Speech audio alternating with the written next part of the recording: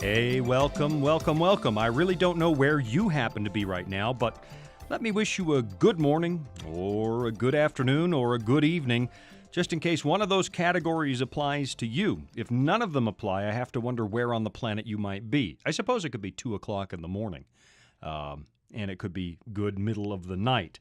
My name is Shawn Boonstra. You're listening to Disclosure, the flagship radio program, talk radio, from the Voice of Prophecy. Joining me in studio again is my good wife of very many years, Jean Boonstra. Jean, what's going on in your life? Well, we are busy. It's a busy season for us, Shawn. But what's forefront on my mind right now is not only disclosure. We have a great topic planned. But, as soon as we're done recording today, we're going to be flipping this studio, and we're going to be setting it up for our next Discovery Mountain production. Oh, that's far more exciting than me. No. I'm in Discovery Mountain, but I have a bit part, and I keep getting shipped off to Afghanistan, which means you're going to write me out of the show. I'm going to get killed off. I'm totally going to get killed off. You're just so busy. I knew that I had to give you a part where you weren't required to be there all the time. Where I got shipped off to Afghanistan? You're a chaplain in the series, so you're doing your chaplain stuff. I'm going to die, folks. I'm going to die. You know what's funny is I got to Australia a while ago, and I got off the plane, and somebody said, that guy there is associated with Discovery Mountain, and the kids all flocked around me and said, so who are you? Are you Jake Donovan? Are you... I said, no, I'm Chaplain Simon. And they said, oh, and they all walked away. Oh, no, that's funny. It's like, you're not cool. Well, Jake Donovan's the main character in Discovery Mountain. And so, yeah, the kids all love him, and he has a lot of funny things that he says. But, you're in the program. Chaplain Simon is Jake's role model. Killed off. I'm in the program to be killed off. Definitely not.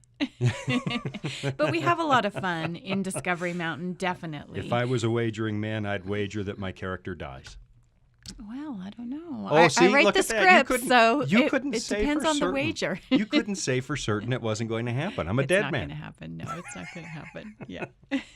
Okay, so you're about to get started with that. Yeah, Discovery Mountain production. And, for any of our listeners who aren't familiar with Discovery Mountain, it's a kids program. It's a half-hour, we call it our half-hour audio adventure series for kids. And it can be found on our Voice of Prophecy website or right at its own website, discoverymountain.com. That's what that's all about. Great. Shameless plug for discoverymountain.com. Shameless plug. There it is. Now, do I get a shameless plug in Discovery Mountain for disclosure? Yes. Yeah. There are ads in Discovery Mountain for disclosure. Yeah, yes. But do I get to come in listen. and interrupt the program and put in a shameless plug? Not yet. Maybe that's in the future. Right. Well, Shawn, we do have a really, really interesting topic today, which just happens to be about a man who was not an Israelite, a man who grew up in a completely different context, but is called God's servant in the Bible. And that man is Cyrus, the king of the Persians. Yeah. And this is an area that I've been studying a lot lately because I had to admit that my Persian history was a little weak. And so a few years ago, I started to really dig into it. And Cyrus, of course, is hands down one of the more fascinating personalities that shows up in the pages of the Bible because you don't ever actually meet him. You don't get to meet him the way that you meet, say, Nebuchadnezzar, king of Babylon. And you get to the book of Daniel, you feel like you're interacting with him. He's a character in a story, and you see Nebuchadnezzar wrestle with conviction. Mm-hmm. He doesn't wrestle with conventions. He just did whatever he wanted. True. Yeah, we get to see him interact with God's people. But when it comes to Cyrus, all you really get are sort of honorable mentions, historical mentions. Cyrus doesn't show up as the star of any particular narrative. We don't have any lengthy dialogues between Cyrus and one of the Hebrew prophets. And frankly, that kind of parallels what happened with the Persians overall. We don't know a whole lot about their history. What we know about the Persians as a people mostly comes from the writings of other nations, because the Persians really didn't write down their histories. And that was such a hole in their own documentation that by the time you get to 300 years after Christ or so, you get down to the days of Constantine, most Persians completely had forgotten the name of Cyrus. They had no idea who he was, even though he was the greatest king in their history. They just forgot because they didn't write stuff down. Yeah. What we have came from the Greeks largely, people like Xenophon and Herodotus and so on. But because it was written down by Greeks who were their enemies, it skews it, obviously. They kind of downplay the glorious parts of the Persian Empire, say, oh, that's just myth, and they underline the faults of the Persians as you would with your enemies. Sure. But we do have some records. What we have, most of all, are the records left to us by Herodotus, the Greek historian. And his friends often called him a barbarian lover. Because I don't know if that was a nice thing to say. That's probably disparaging because barbarians are considered a little subhuman. Yeah. The word barbarian comes from the fact that they were making fun of barbarian languages. Of course, that's our ancestors, barbarians. Oh, for those both are my of us. ancestors. Yep, Yes, yeah. mine too. I'm still a recovering barbarian. And barbarian literally mean, they were saying, oh, we don't listen to how those people talk. We don't understand them. Bar, bar, bar, bar, bar is all they can say. So they're known as barbarians. And because they were hairy, like my people, to this day, the word barber is associated with the barbarians as well. Yeah, it's interesting. Yeah, let's give him a haircut. Right. But Herodotus is called a barbarian lover because he seems so fascinated by the habits of these non-Greek people. And of course, Herodotus was the very first historian of in the modern sense of the word and the way we think of it, because he made an effort to record what was happening instead of writing musical epics and panegyrics to boost the stature of his own people. He was more of a historian in the way we think of historians. Right. Yeah. So what he did was actually talk to people who were there. He went and interviewed people. Because he was writing within a generation or so of the big push by the Greeks to keep the Persians out of Europe. Right. And he could interview people who were there, who witnessed those wars between the Greeks and the Persians. So he's not a bad source of information. Some people are skeptical. Some people have called him, well, his title is the father of history because he sort of created narrative history as we expected. Right. But some people say, no, he's the father of lies because he exaggerated. I'm not sure that's fair. I think he's a pretty good source. His writings have stood the test of time.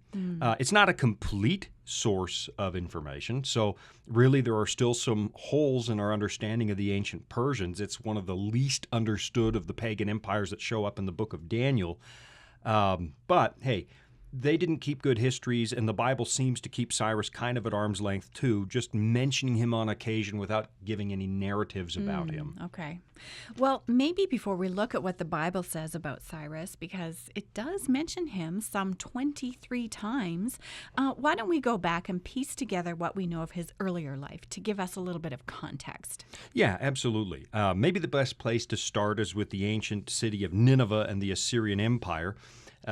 Nobody liked them. The Israelites sure didn't like them in the Old Testament.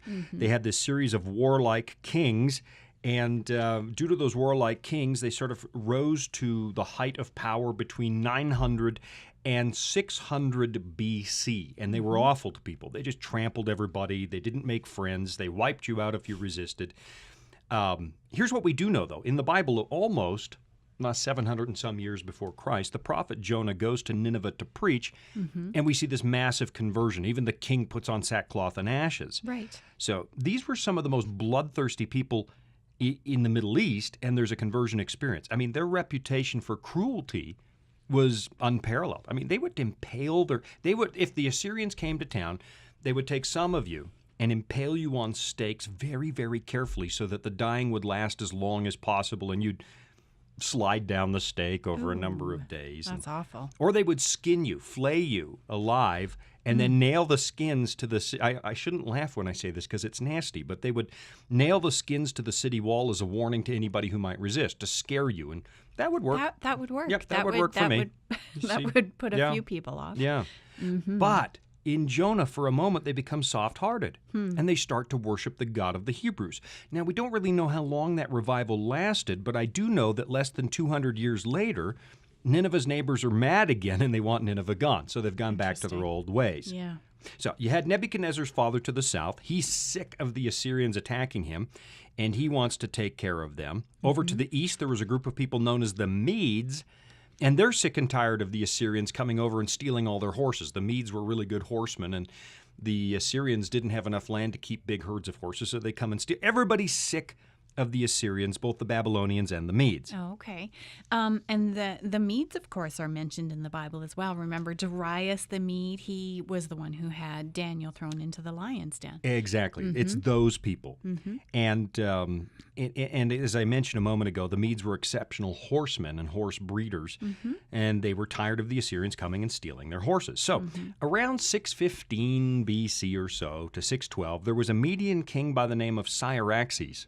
I hope I'm pronouncing that right, but he can't correct me because he's dead. He can't fix that. Right? Yeah. He joins this alliance of other people, including the Babylonians, a whole group of people who are sick and tired of Assyria, and they go to Nineveh and they level it to the ground. They just wipe it out of existence. They leave nobody alive. They just destroy it. We're sick of you. For 300 years, you've tormented everybody. You're gone. Which would have set Nebuchadnezzar free to raise the profile of the city of Babylon until it gives rise to the Neo-Babylonian Empire. Right. And that, in turn, of course, becomes the first great Gentile empire that's mentioned in the prophecies of Daniel. That head of gold in Daniel chapter 2, and then the lion with eagle's wings in Daniel chapter 7. Right. It's because the Medes, working with Nebuchadnezzar's father, wiped out Nineveh, that Babylon was free to rise to its prominence, and it becomes the sort of first kingdom, as you've mentioned in all of the prophecies. And then, of course, we know the second empire mentioned in those prophecies in Daniel is the Medes and the Persians, who at this point in the story, when Babylon rises to prominence, they sort of haven't risen to world prominence. But while Nebuchadnezzar is building his infamous kingdom, the city of Babylon, as we meet it in the book of Daniel, some very interesting things are beginning to happen in the ancient lands of Media, where the Medes lived, and Persia, which was the great plains of Iran, what basically is the nation of Iran today. What sorts of interesting things? Well, let's start with the kingdom of the Medes, because they're a coalition empire, but the Medes were the first ones to sort of rise on the world scene. And they lived in a region known as the Zagros Mountains is where they lived. And they had a capital city known as Ecbatana. Yeah, it's still there today by another name, and suddenly the name evades me. There's still a city in its place today by a different name. What does that name, Ecbatana, mean? It means the place of gathering. What you had among the Medes were a whole bunch of divergent tribes that were at war with each other. And at one point, there was a famous philosopher who managed to unite them because he was so wise, and they named him their king and set up his head office, his headquarters in Ecbatana, the place of gathering. It's in northwestern Iran. It is mentioned in the Bible. If you look in the book of Ezra, chapter 6, you see the city named Akhmeta. I probably butchered that. Akhmeta? Akhmeta.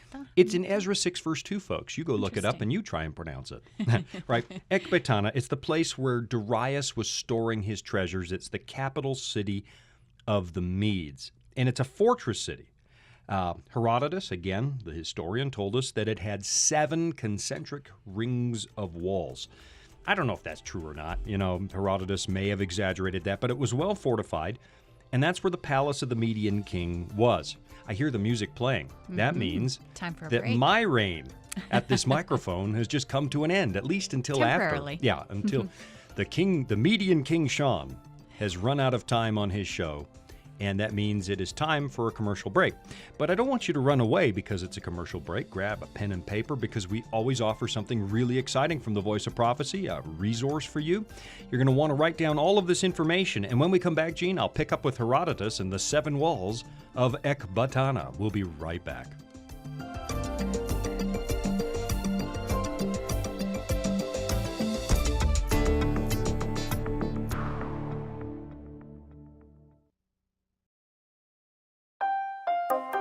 Are you searching for answers to life's toughest questions like, where is God when we suffer? Can I find real happiness? Or is there any hope for our chaotic world? The Discover Bible Guides will help you find the answers you're looking for. Visit us at BibleStudies.com or give us a call at 888-456-7933 for your free Discover Bible Guides.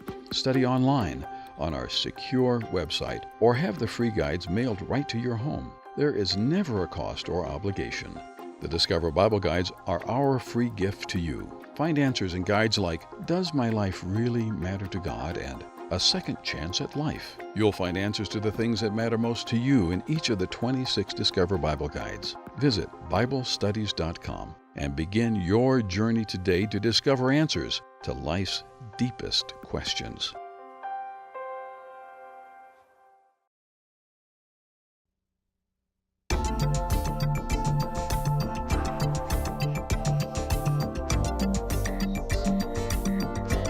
And I see Harim pointing at me. That means we're back on the air.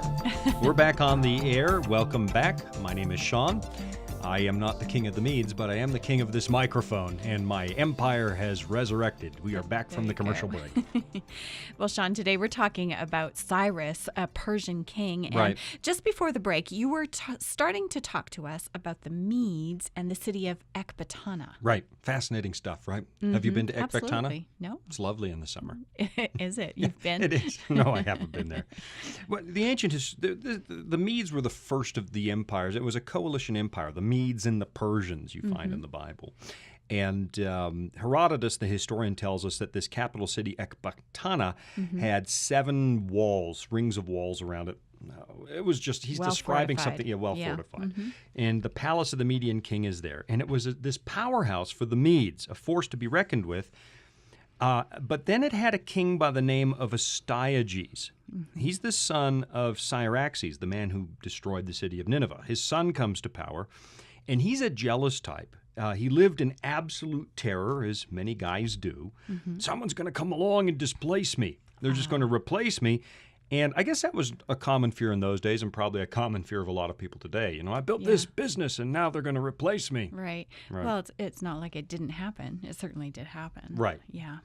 Well, and that's what Nebuchadnezzar is dealing with in Babylon in the opening chapters of Daniel, isn't he? He's terrified because he's had a dream that tells him that his kingdom isn't going to last forever. Right. That's Daniel chapter 2. Right. Astyages has something similar happen. It all begins with a dream. At least this is one of the 4 accounts that exist as to what happened. Again, Persian history, Median history are a little bit fuzzy, but Astyages has a dream about his daughter. Her name is Mandane, I don't know. We'll call her Mandane here on the show. And Okay. in her dream, in the dream, and I don't know how to put this delicately for radio, he dreams that his daughter is peeing. okay. And she keeps peeing and keeps peeing. Pardon me, folks, but that's what it says. I'm taming it down. And she floods the map. She floods the whole world and wipes his city off the map. So he wakes up, he's panicking, he calls for the Magi, just The like wise men. Yeah, just like Nebuchadnezzar called for the Chaldeans after Right. his dream. Right. And the Magi tell Astyages, "Oh man, that dream is bad news." You know, if I'm thinking about, if I had a dream like that, it probably means that I've just wet the bed. Right. You ever had that Right. dream? Right. It's You have- probably not I prophetic. got to go to the bathroom. And then you wake up, it's like, oh, no, I really do. Yeah. No, they tell him it's bad news. Well, what does it mean? They said, well, if your daughter, Astyages, has a son, your son's going to defeat you and wipe out your empire. Ah, it's your grandson. Yeah. So now he's got to get rid of his daughter. Hmm. So he marries his daughter off to some no-name Persian prince. At this point, the Persians have just sort of settled in the region of Iran. They're this loose collection of what we would call Indo-European people that had come in from, well, there's different theories, trickled in from the north or from the northeast, but they trickled into the region. And he picks a Persian prince named Cambyses and marries his daughter to her. He's a no-name. Right? Nothing's ever going to come of it. If she marries this common Persian prince, this no-name, nothing will happen. But then she gets pregnant, and then he has a second dream. Okay. Now, this time, he sees a huge vine coming out of her womb. Right? And the vine gets bigger and bigger and bigger until it basically covers all of the Middle East and Asia. The vine takes over the world. And so, in other words, his dream seems to tell him that her son will take over the world. Right. So now he's having a heart attack. Now he's panicking. So to prevent that from happening, he takes one of his generals, a guy by the name of Harpagus, and he says, I want you to go and kill that baby. This is not unlike Herod. Right? That's true. The Magi come and tell him about the prophecies, and then he wants the baby gone. The baby Yeah. Jesus, he's afraid, will displace him. Trying to eliminate the problem. Yeah, there are some parallels here, and I'm not even sure that's an accident when we finally get to who Cyrus is. But That's interesting. yeah, so Harpagus is told, go kill the baby. Okay, so we've got Astyages, the king, Right. Mandane, his daughter, and Harpagus, this guy who's supposed to kill the grandson as soon as he's born. Right, that's the Okay. cast of characters so far. Okay. Then it gets interesting. Harpagus can't bring himself to do it. good. He's listening to this and he thinks, no, I'm not going to do that. And it's not because he can't kill a baby. These were, these people, it's a different time and age. Right. He thinks this is a dangerous game. What happens if the king dies and Mandane becomes queen? Then suddenly I'm the guy who murdered her son. I murdered her baby. Yeah, not good for the rising up the political hierarchy. No, he's toast, right? Yeah. So he decides to pass the buck. It'll be safer if a servant does the job. So Wow. he grabs a herdsman. I think his name was Mithridates. I'm probably butchering all of these names, but again, they can't complain. They've been dead for centuries. He says, here, take this baby, go leave this baby out in the elements to die of exposure. That way, if Mandane becomes queen, he can say, I didn't do that. The herdsman did it. Right. But the herdsman doesn't want to do it either. He's not a dummy. But as luck would have it, he's got a wife. Her name is Spako. I think her name is Spako. Spako. Yeah. I don't know. It's like phony bacon bits, Spako bits. Spako. Spako. Her name's Oh, Spako no. or Spacko? I don't know. Which would you rather be called, I Spako don't or know. Spac? I- Okay. I think I'd pass on either. You don't want to be but, Spacko? That's your new nickname. My good wife, Spacko. Yeah. Well, anyway, as luck would have it, luck. Yeah, she has a stillborn baby. Oh, that's not So that's not lucky for her, but No. it's lucky for him. What he Okay. does is he takes the dead baby, wraps it in the royal blanket, and keeps the royal baby for himself and presents this dead baby as, see, I did it, the baby is dead. And Harpagus goes back to the king and says, done, we've killed the baby. Wow. And let me guess, is that baby Cyrus the Persian? Oh, spoiler alert. But I'm sure people have figured that out anyway, right? Right. Yeah, it is. I knew you'd guess the ending. You guess the ending of everything. I can't watch a TV show with you because 3 minutes in, you tell me the ending and you've never once been wrong in No. 25 years. But I don't spoil it for you anymore. Now I just say, I know how it's going to end. Ask me at the end if I was right or not. That's cheating. That's Yeah. cheating. Okay, No. but yeah, it's Cyrus. I bet you can't guess what happens next. Well, if I were to guess, I'd say that Cyrus defeats Astyages, and according to the prediction. Yeah, right. Okay, so you got it. You Yeah. got it. But there is something else you got wrong. Yeah, but there's something else that happens first. Okay.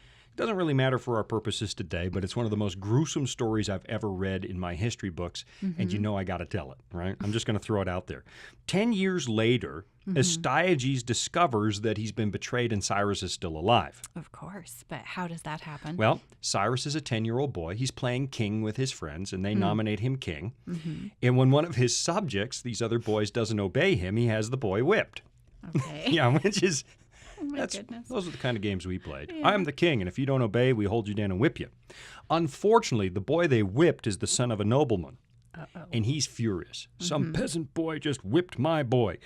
So he goes straight to the king, and so Cyrus is actually brought into the royal court to explain why he whipped this kid. Okay, interesting. Yeah, and Cyrus says, did you really have the audacity to handle this boy that way? As his father's a distinguished subject of my empire, and you whipped the boy? And here's the report that Cyrus gave from history, and I lifted this out of a biography by Reza Zargam, I believe his name is. Okay. He says, Master, there was nothing wrong with what I did. We boys in the village, and he was with us, we were playing our game, and they made me king because they thought I was the best man to hold office. The others obeyed me, but he did not. He took no notice of me until he was punished. That is what happened. If I deserve to suffer for it, I am ready. Wow, and he's 10 at He's this 10 years point. old. Yep. I was king of that, my little domain, and if I did wrong...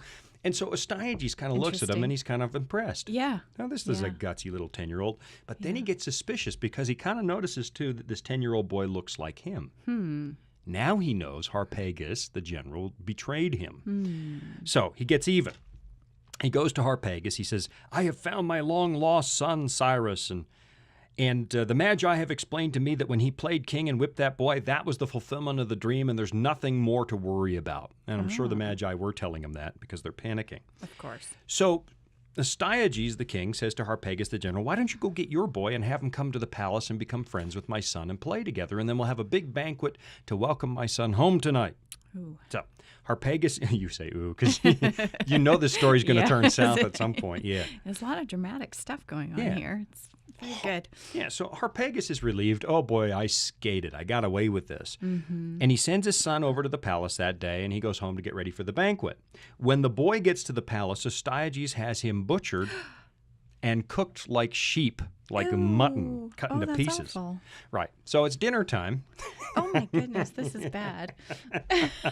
I know. It's not funny. I apologize for laughing on the air. Send your letters of complaint to Box 999, Loveland, Colorado. Address them to Jean Boonstra. Oh no, please don't. And she'll come over and yell at me. But he has the boy cooked, and Harpagus comes to dinner, and they serve him his own boy. Oh, that's awful. Right. So when he's done eating, they say, "Do you like dinner?" "Oh, I love dinner." Yeah. So then they lift up a sheet on one of the platters, and there's his son's head, hands, and feet. So now he knows he just ate his own son. This is very disturbing. Yeah, I know. Yeah, very It's disturbing. sad. It's sad. Makes you glad we live in this day and age, right? Absolutely. I mean, I once think I ate one of my own hangnails as a kid, but other than that, I don't think I've ever tasted human flesh. I hope not. You hope not. Okay, so the sad story in Herodotus is that Harpagus gathers up the head, the hands, and the feet, and he goes out and buries his son. Oh my. Okay, well, the day comes where Cyrus wants to get rid of Astyages. And like an idiot, Astyages appoints Harpagus the general to lead his troops against Cyrus, but Harpagus turns against Astyages, obviously, and sides with Cyrus. And so now Cyrus wins and becomes Cyrus the Great. Okay. So I have to ask, how reliable do you think that story is? I mean, eating his son and stuff? Yeah. That's a good question. You know, there are... Yeah. I know. It's gory. There are several legends out there that tell the story of Cyrus.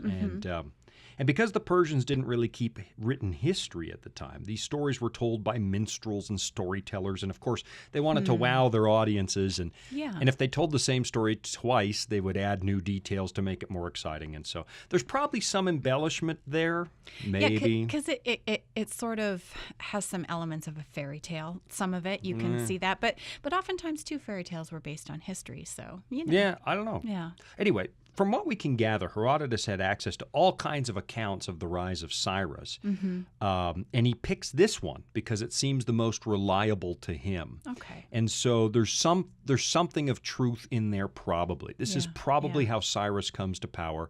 And the parallels with Jesus are fascinating to me. Yeah, you've got this king who's afraid he's going to be displaced, like Herod.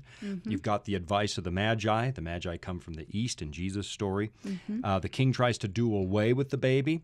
Herod tries to do away with the baby by murdering all of the children under the age of 2. Right. Jesus escapes, and obviously Cyrus escapes, and Cyrus becomes a powerful king, and at the end of the story, Jesus will become so there are parallels there, which is fascinating to me because of what comes next. As we continue to study Cyrus, those parallels are very interesting. Absolutely. Yeah, they are, because he's used in the Bible. And I share there are no stories about Cyrus. There are no narratives about him. But there are stories that tie him directly to Messiah. Yes. There are references that make him a messianic figure. And so the parallels, I tend to believe that this story is probably true. Okay. Because the parallels are fascinating and they line up with what we do know for sure about Cyrus. I hear the music again, and so we're going to take a little break and come back to talking about Cyrus the Great, who has just risen to power, and then we're going to find him in the Bible. Grab pen and paper again. You want to write down this information because the people at the Voice of Prophecy keep producing these amazing things for you to take advantage of. So write that stuff down, put it somewhere safe, and come back in a minute to talk about Cyrus.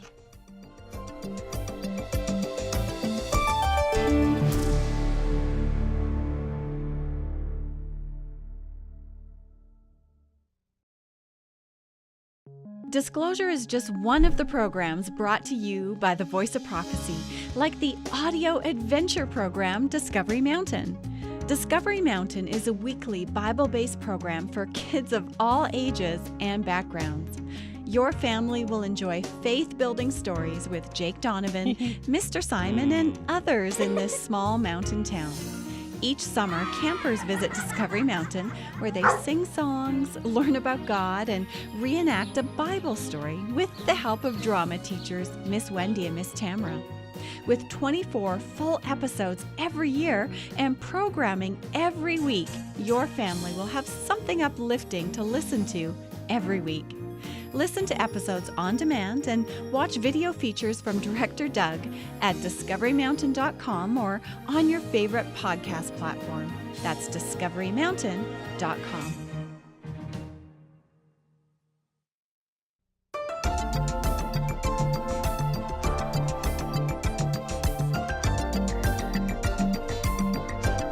Okay, everybody, time to wake up. The break is over. Gene, wake up.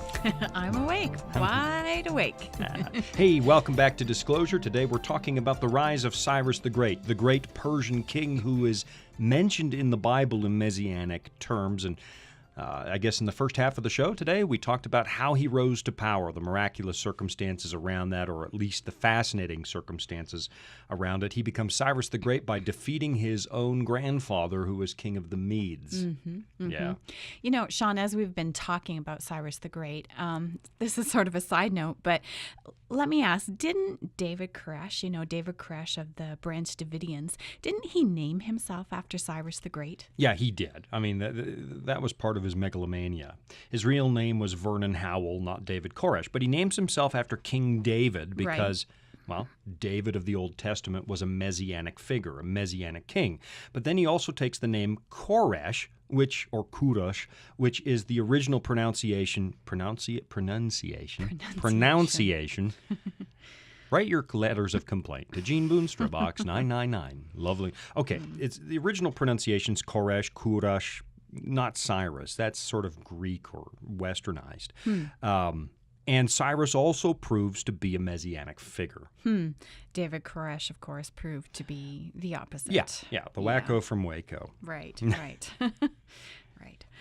So why don't we take a look at Cyrus and how he responded to his own grandfathers trying to kill him? Sure. Yeah, that's important because it offers a clue as to why the Bible would hold this man in such high regard. Right. What you would normally expect in a situation like this is that the victorious Cyrus would make an example of his grandfather and put him to death, but that's not what Cyrus was like.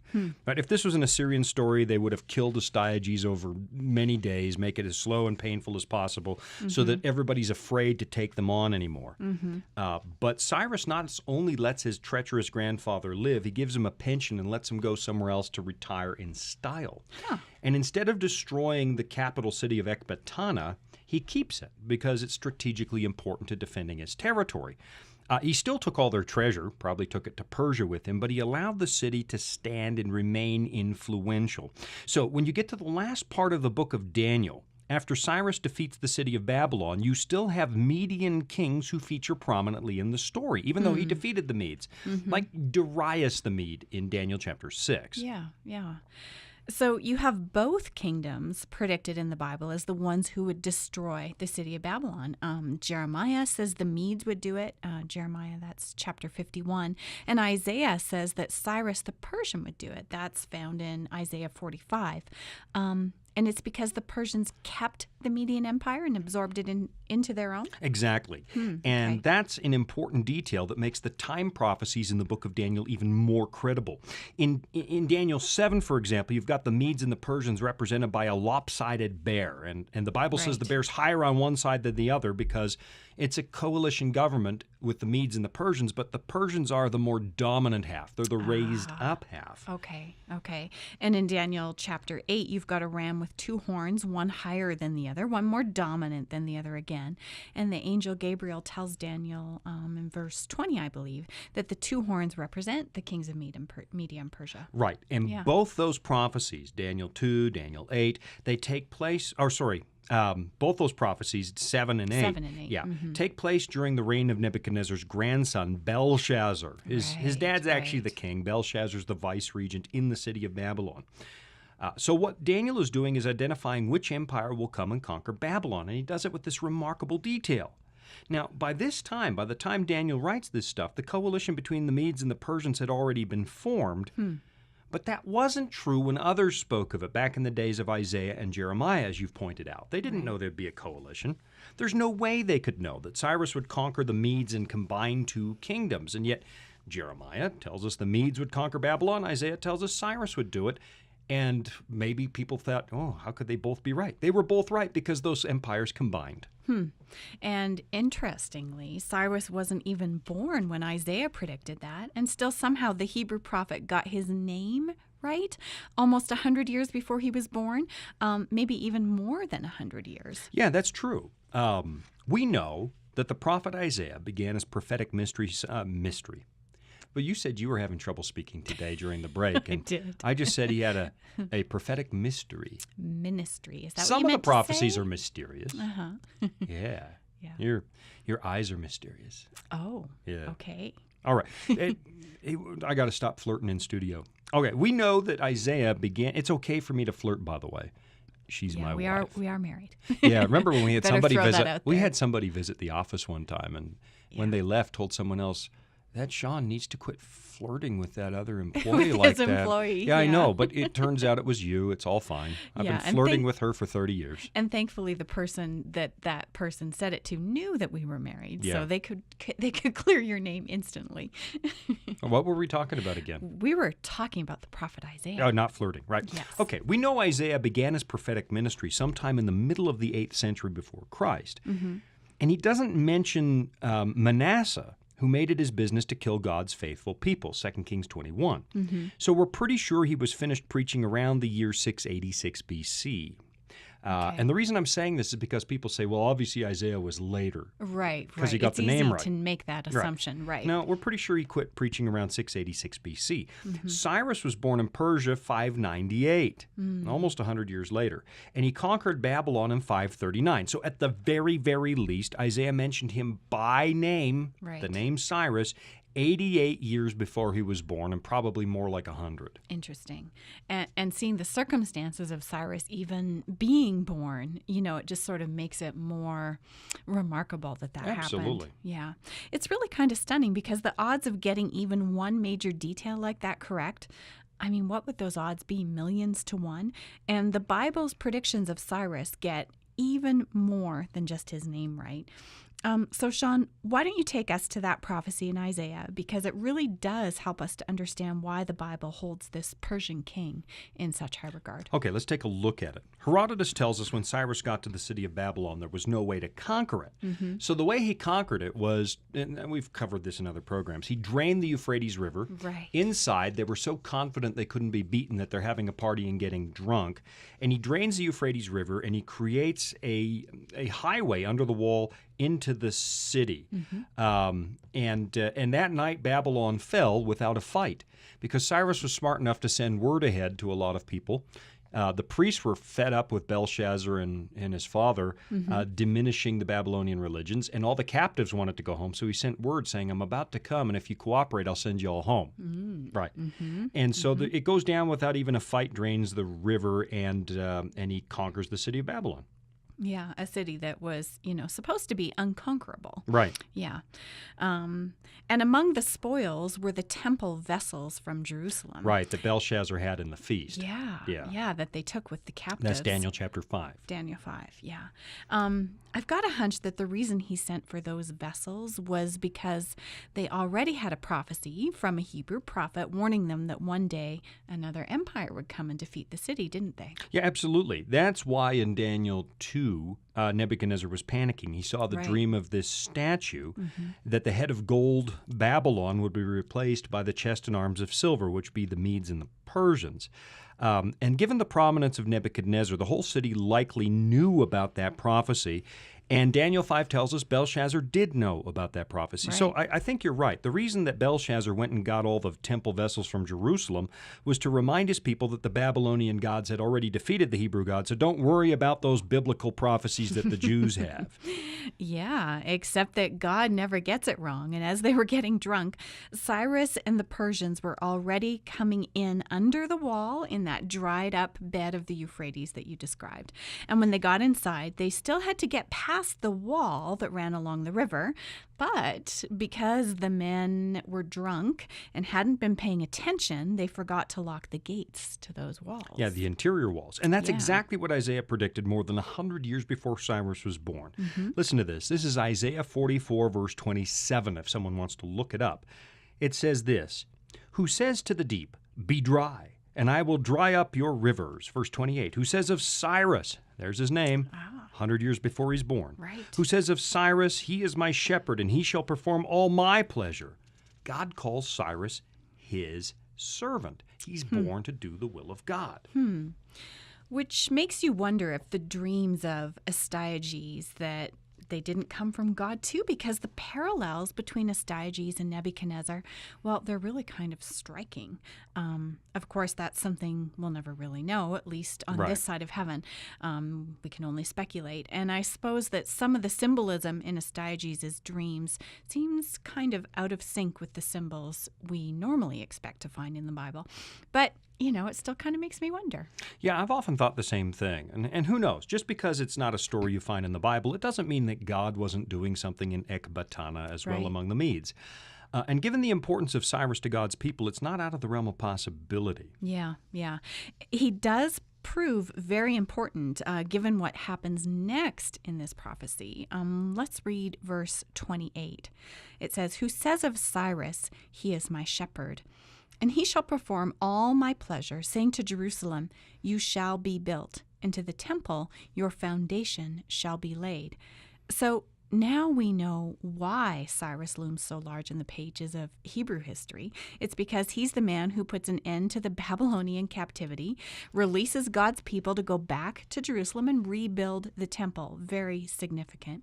And it's the Persians who give the Jews that chance, that additional chance to do that. Exactly right. Yeah. And it's kind of mind-boggling if you think about it, because today some of the people who live in the ancient land of Persia, which is Iran today, they're mortal enemies with the land of Israel, if you think about it. But that wasn't always true. At one point, almost 2,600 years ago, it was the Persians who liberated God's people and allowed them to go home and rebuild the temple. Right. And it's for that reason that the Bible features Cyrus as a messianic figure.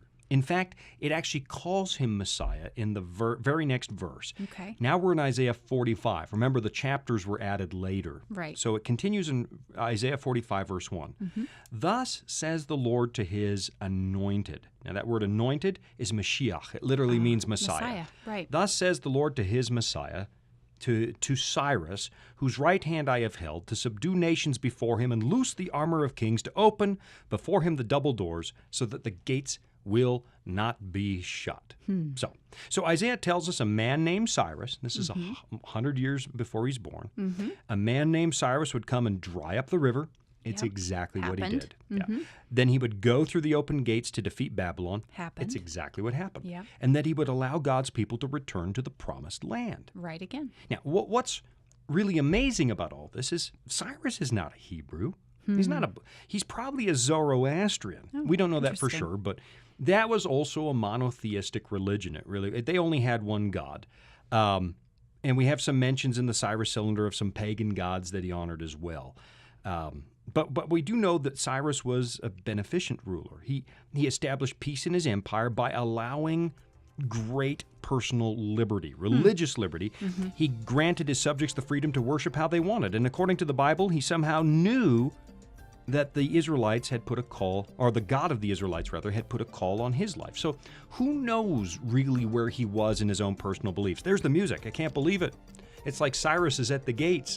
I'm going to have to be quiet. He's going to come under the wall. All right. You have a little more to share with us after the break. We do. I want to wrap this up because Cyrus is such a big figure in the Bible. So stay tuned, have a Bible handy, and also have pen and paper. You do want to take advantage of these offers. They don't come along every day. We'll be right back.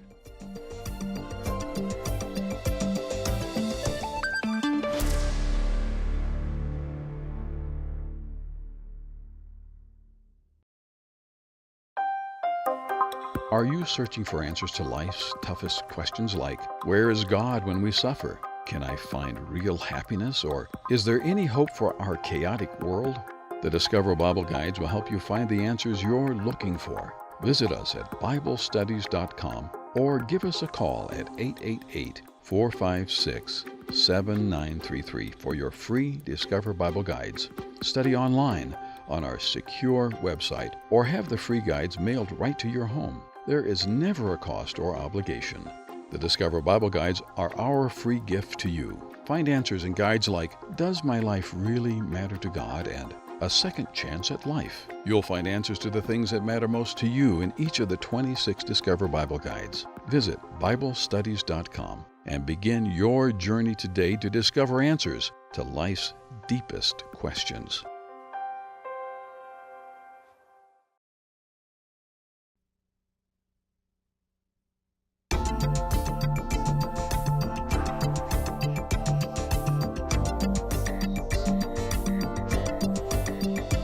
We are back from the break.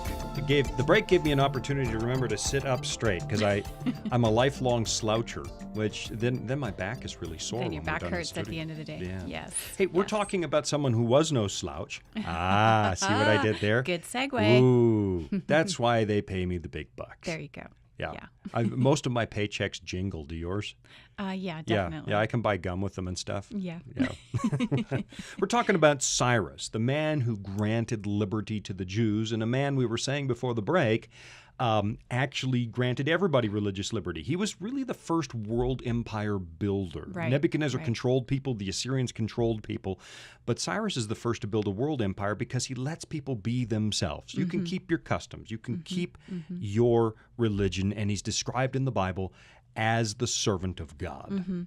You know, and just on a side note, I told you during the break, I've been doing a lot of study on the book of Esther, and seeing this history and what Cyrus established really sets the pattern for what happens later in the book of Esther. Absolutely. Cyrus the Messiah. Yeah. That's the way it Interesting. describes him.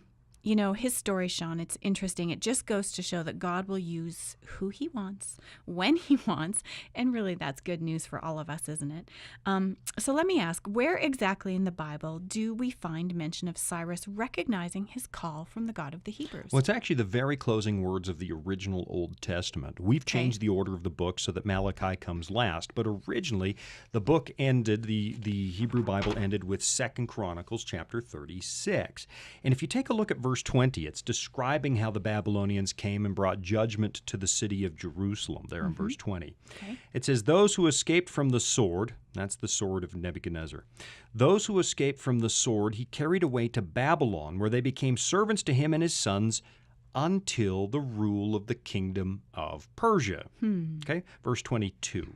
Okay.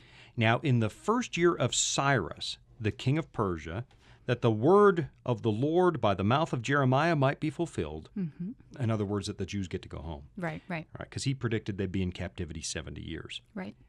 The Lord stirred up the spirit of Cyrus, king of Persia. So there's no doubt in the Hebrew mind, in the mind of the Bible, that there's no doubt that God is using Cyrus to accomplish something important. He's a servant of God, right? The Lord stirred up the spirit of Cyrus, this is 2 Chronicles 36, verse 22, so that he made a proclamation throughout all his kingdom and also put it in writing, saying, thus says Cyrus, king of Persia, now follow carefully, all the kingdoms of the earth the Lord God of heaven has given me. So he gives credit to the Hebrew God for giving him his empire. Yeah. Now, truth be told, historically, we know Cyrus was in the habit of proclaiming himself to be the darling of any god of any people that he conquered. But he called himself the son of Marduk, and he claimed to be Marduk's favorite when he conquered Babylon. Okay. But in this case, you know, the historians will say, yeah, but he did that everywhere. In this case, inspiration, the Bible itself confirms that is true. Yeah. Cyrus is favored by Yahweh, the king of the Hebrew people, or the God, rather, of the Hebrew, and king. All right, and it says this. Verse 23 again. Thus says Cyrus, king of Persia, all the kingdoms of the earth the Lord God of heaven has given me, and he has commanded me to build him a house at Jerusalem, which is in Judah. In other words, to rebuild the temple. Yeah. Who is among you of all his people? May the Lord his God be with him, and let him go up. Go home, rebuild the temple. So that makes me think you're right when you suggest that the dreams of Astyages, the wild success of Cyrus, that it was all planned by God in advance. Yeah. And of course, that leaves me wondering where God might be working right now. Yes. We like to think God only works inside the church. He only works with people that recognize his name. But the Bible, again and again, Nebuchadnezzar called a servant of God. Cyrus, clearly a Messianic figure and a servant of God. So where is God working right now? You and I could be sitting here in this studio discussing the Bible, and right now at this very minute, somewhere in the world, God is getting somebody ready for the last big push on planet Earth before Jesus comes, Yes. right? Before we're liberated. Right now, God might be nudging global politics. He might be nudging somebody who's involved in politics, nudging them in the direction he wants things to go. Really, that's kind of the whole point of the book of Daniel. Kingdoms come and go, people do what they want, but at the end of the day, God is nudging history without violating freedom of conscience. He's nudging history so that it ends up where he wants it to be, and that the real King of Kings is set up on his throne. Yes, absolutely.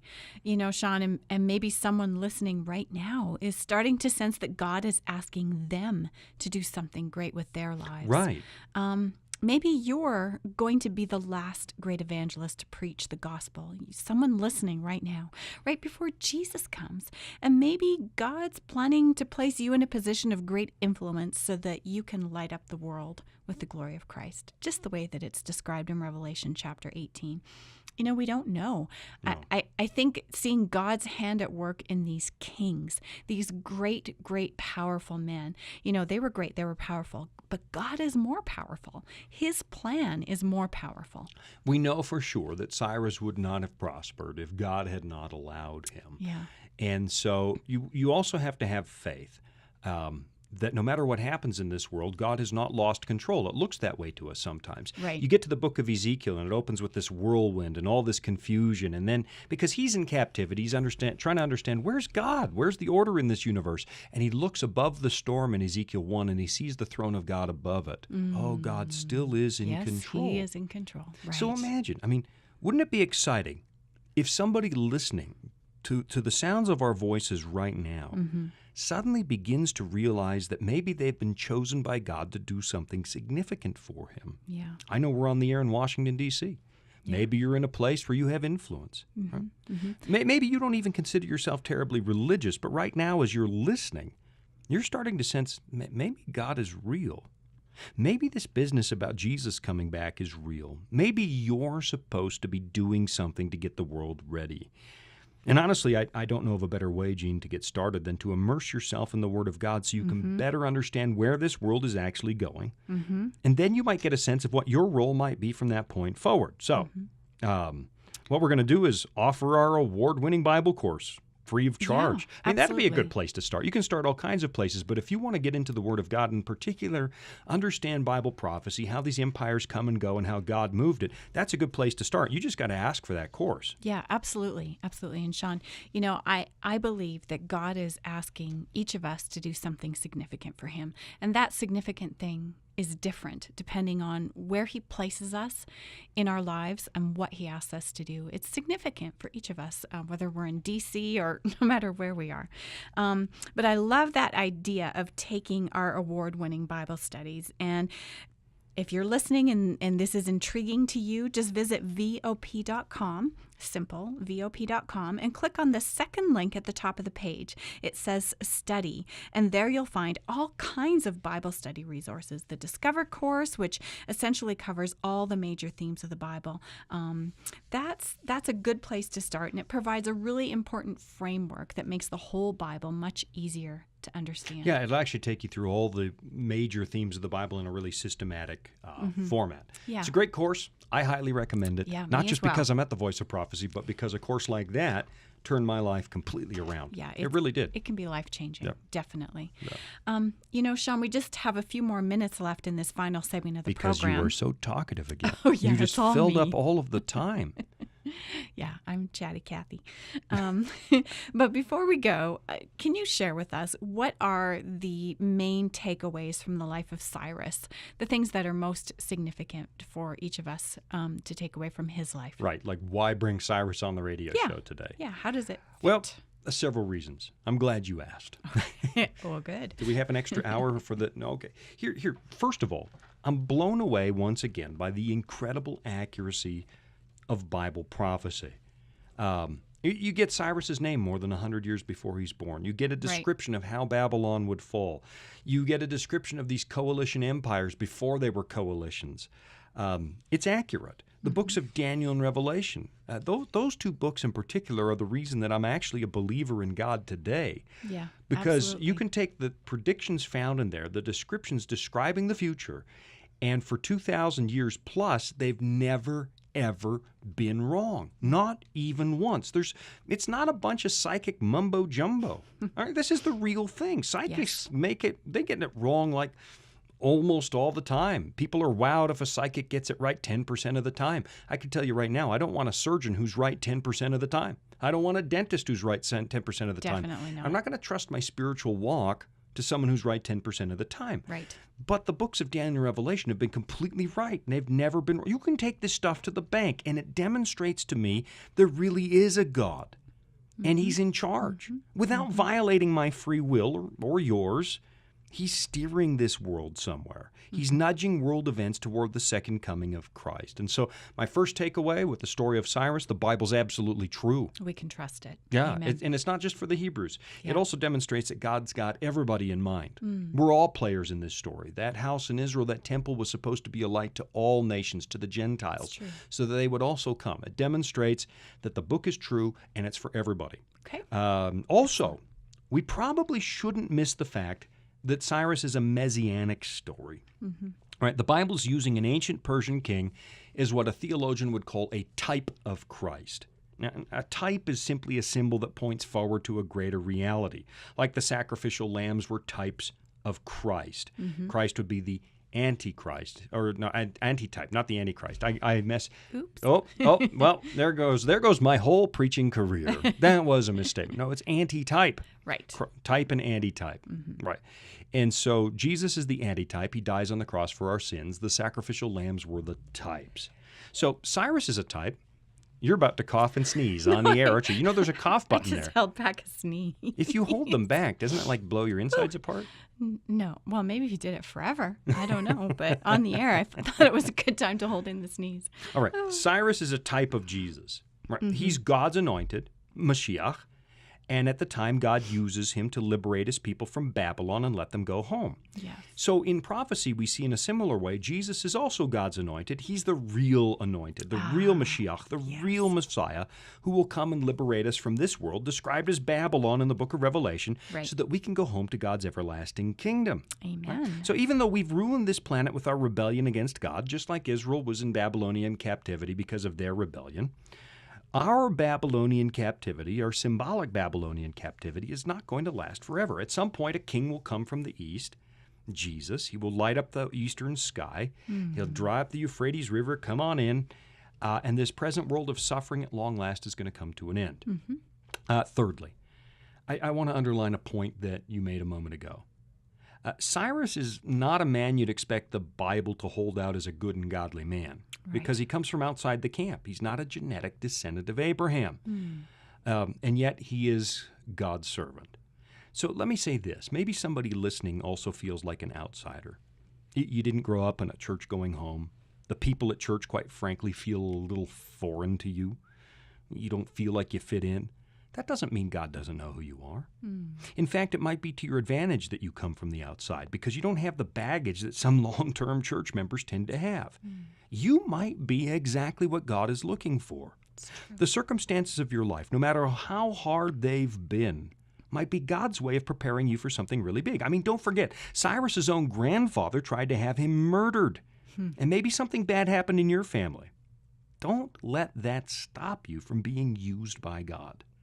I'm not saying God did those bad things that happened in your life, but He does have a habit of taking the very worst things imaginable and turning them into something amazingly good. Maybe that's you. Maybe it's time to get started with God right now. I hear the music. Gene, that means we're out of time. But maybe there's a Cyrus out there that God's going to use to turn the world upside down for the gospel. Amen. Just before Jesus comes. Amen. You've been listening to Disclosure, to the lovely tones of my wife's voice and the gravelly tones of mine. Until next time, you go and get that Discover Bible course at VOP.com. Study up. Join us next time for another topic here on Disclosure. I'm Shawn Boonstra.